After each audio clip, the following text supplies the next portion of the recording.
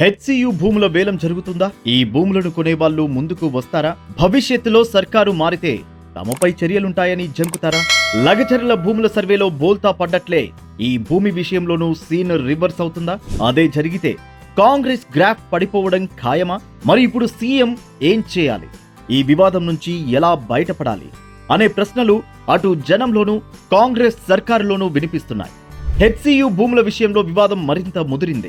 దీనిని ప్రైవేటు సంస్థలకు విక్రయించి భారీ నిధులు సేకరించాలని ప్రభుత్వం ప్రయత్నాలు ప్రారంభించింది. మరి ఈ భూములను వేలం వేస్తే భారీగా రాబడి వస్తుందని ప్లాన్ చేసింది. కానీ ప్రభుత్వ నిర్ణయం చతికిల పడేలా ఉంది. దీనిపై ఇప్పటికే పర్యావరణవేత్తలు అభ్యంతరం ప్రకటించారు. ప్రతిపక్షాలు కూడా నిరసన తెలిపాయి. దీనికి తోడు న్యాయస్థానాల వరకు ఈ వివాదం వెళ్ళింది. ఈ పరిస్థితుల్లో ఈ భూమి వేలం జరుగుతుందా? జరిగితే ఎవరైనా ముందుకు వస్తారా అనే అనుమానాలు ప్రారంభమయ్యాయి. గతంలో కూడా అధికార ప్రభుత్వాలు సర్కారు భూముల్ని వేలం వేశాయి. ఆ సందర్భంలో ఎప్పుడూ ఇంతటి వివాదాలు రాలేదు. వేలం తంతు సజావుగా సాగిపోయింది. ఉప్పల్ బగాయత్ భూమి కానీ, కోకాపేట భూములు కానీ సర్కారుకు కోట్ల కొద్ది నిధులను తెచ్చిపెట్టాయి. కానీ ఇప్పుడే ఈ వివాదం ఎందుకన్నది తేలడం లేదు. కొన్ని నెలల క్రిందటే రేవంత్ పై బీఆర్ఎస్ నేతలు ఈ భూమికి సంబంధించిన ఆరోపణలు చేశారు. గచ్చిబౌలి వద్ద ఉన్న కొన్ని ఎకరాల భూమిపై రేవంత్ కన్ను పడిందని ఆరోపిస్తూ వచ్చారు. ఇప్పుడు అదే జరుగుతోంది. వాస్తవానికి ఈ భూమి ప్రభుత్వానిదా, యూనివర్సిటీదా అనే విషయం పక్కన పెడితే దీనిని ఎలా వినియోగించుకుని ఉండవచ్చు అనే విషయంలో ప్రభుత్వం నిపుణుల సలహాలు తీసుకోలేదనే చెప్పాలి. ఏకపక్షంగా వేలం వేయడానికే సర్కారు మొగ్గు చూపిందనే విమర్శ కూడా లేకపోలేదు.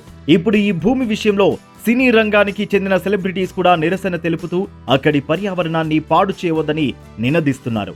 విపక్ష రాజకీయ నాయకులు, విద్యార్థులు భూమిని చదును చేయడంపై మండిపడుతున్నారు. పర్యావరణ ప్రేమికులు, నిపుణులు కూడా అక్కడి వృక్ష, జంతుజాల మనుగడపై అనుమానాలు వ్యక్తం చేస్తున్నారు. ప్రతిపక్ష బీఆర్ఎస్ అయితే ఈ భూమి విషయంలో బాంబు లాంటి వార్తను పేల్చింది. కంచగచ్చిబౌలి భూములకు సంబంధించి నెలకొన్న వివాదంపై మాజీ మంత్రి, బీఆర్ఎస్ వర్కింగ్ ప్రెసిడెంట్ కేటీఆర్ సంచలన వ్యాఖ్యలు చేశారు. ఆ భూములను ఎవరూ కొనుగోలు చేయవద్దని హెచ్చరించారు. ఎవరైనా కొనుగోలు చేస్తే నష్టపోతారని చెప్పారు. బీఆర్ఎస్ అధికారంలోకి వచ్చాక కేజీఎఫ్ భూములను తిరిగి స్వాధీనం చేసుకుంటామని స్పష్టం చేశారు. విద్యార్థుల నిరసనలు, పర్యావరణవేత్తల నినాదాలు, కోర్టు వివాదాల మధ్య ఈ భూమి చిక్కుకోగా ఇప్పుడు ప్రతిపక్ష బీఆర్ఎస్ హెచ్చరికలతో ఇక ఈ భూముల వేలం సాధ్యమా అనే అనుమానాలు మొదలయ్యాయి. ఒకవేళ పట్టుబట్టి వేలం వేసిన భూములు కొనడానికి ఎవరైనా ముందుకు వస్తారా అనే అనుమానము కలుగుతోంది. ఇక్కడ భూమి కొని సాఫ్ట్వేర్ లేదా ఇతర పరిశ్రమలు పెట్టినా రేపు ప్రభుత్వం మారి కొత్త సర్కారు వస్తే ఇబ్బందులుంటాయని భావిస్తున్నారు. కోర్టు తీర్పు ప్రతికూలంగా వచ్చినా ఈ భూముల్ని ఖాళీ చేయాల్సి ఉంటుందని కంపెనీలు, పెట్టుబడిదారులు భయపడే పరిస్థితి కనిపిస్తోంది. ఒకవేళ అన్నింటినీ పట్టించుకోకుండా ఎవరైనా ముందుకు వస్తే వాళ్ళు కేవలం అధికార పార్టీకి దగ్గరైన వాళ్లే అవుతారని ప్రతిపక్షాలు అప్పుడే ఆరోపణలు మొదలుపెట్టాయి. ఇదంతా చూస్తుంటే అయితే గీతే అధికార పార్టీ నేతలకు దగ్గరి వారు మినహా ఇతర తటస్థ కంపెనీలు ఈ భూమి వేలం పాటలో పాల్గొనడానికి ముందుకు వచ్చే పరిస్థితి కనిపించడం లేదు. ఆంధ్రప్రదేశ్లో వైసీపీ అధికారంలో ఉన్నప్పుడు అమరావతి నిర్మాణం పూర్తిగా ఆగిపోగా వేలాది మంది రియల్ ఎస్టేట్ పెట్టుబడిదారులు, కంపెనీల ప్రతినిధులు తీవ్రంగా నష్టపోయారు. దాని నుంచి కోలుకోవడం ఇప్పటికీ సాధ్యం కాలేదు. కాబట్టి ప్రభుత్వ భూముల విషయంలో నిరసనలు ఇలా భారీగా వస్తే కొనడానికి ఎవరూ ముందుకు రారు.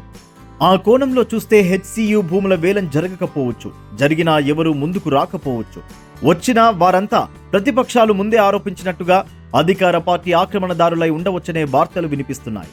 దీనికి తోడు గతంలో కాంగ్రెస్ సర్కార్ చేపట్టిన కొన్ని నిర్ణయాలు రివర్స్ అయిన దాఖలాలు కూడా ఉన్నాయి. గతంలో లగచర్ల భూమి సర్వే విషయంలోనూ రేవంత్ సర్కార్ వెనక్కు తగ్గక తప్పలేదు. అదే కోణంలో చూస్తే ఈ భూమి విషయంలోనూ వెనకడుగు వేయడం ఖాయమనే వాదన వినిపిస్తోంది. ఇక అయితే గీతే రేవంత్ సర్కార్ ముందున్న ఏకైక ప్రత్యామ్నాయం ఏంటనే దిశగా కూడా నిపుణులు మాట్లాడుతున్నారు. అక్కడ ఉండే జంతు జీవరాశులను, ఎకోసిస్టమ్ను కొంతమేరకైనా పరిరక్షించి ఒక పెద్ద పార్క్ ఏర్పాటు చేయవచ్చని, మిగిలిన కొద్ది భూమిని మాత్రం వేలం పాటలో ఉంచడం ద్వారా ఒకంత వివాదం నుంచి బయటపడవచ్చని అంటున్నారు.